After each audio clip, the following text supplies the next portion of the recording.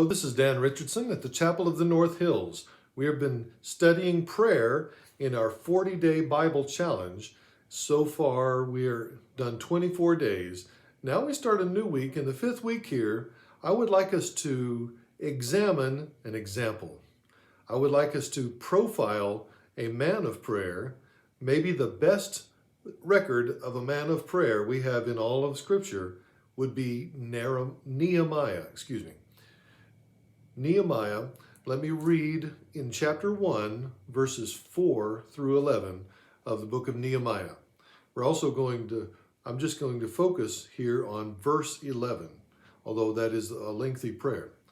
Verse 11 reads, "Please, Lord, let your ear be attentive to the prayer of your servant and to that of your servants who delight to revere your name.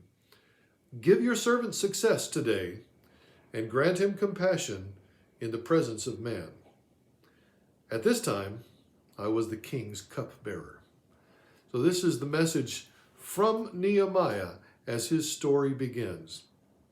As we look at a man in whom we find this great example of prayer, Nehemiah shows us the longest prayer in all the Bible and a mention of what is possibly the shortest prayer in all of the Bible. When you put it together end to end, Nehemiah is caught praying 14 times, and there's only 13 chapters in the book.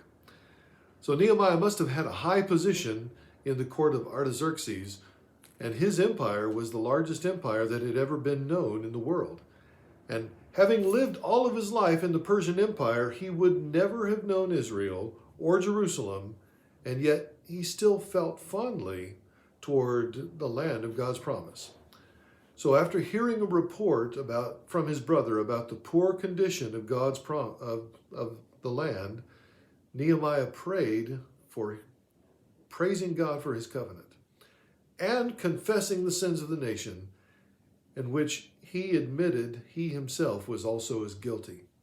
He begged God to remember the covenant promise that would bring them back if the nation returned to following God.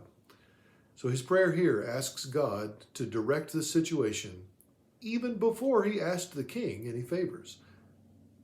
You know, it's always best to ask God first, don't you? Well, it's improper to formulate a plan and then ask God to bless it. We don't make our plans first and then try to tack him onto the end. We ask God first. So he was asking for an outcome, and the outcome involved an ungodly person. So this is a great acknowledgement that our God is the sovereign God. Just because a person is not a Christian, or even if they don't believe in God, that doesn't mean that God's not in control of the situation. God uses ungodly men to perform his will all the time. God sways governments, nations, and makes everything align according to his ultimate purposes. So he can do the same with your life. He can do the same with your job and with your family. So whatever the concerns of your heart are, take it straight to the boss. Ask God for success, and then follow his lead. Be blessed.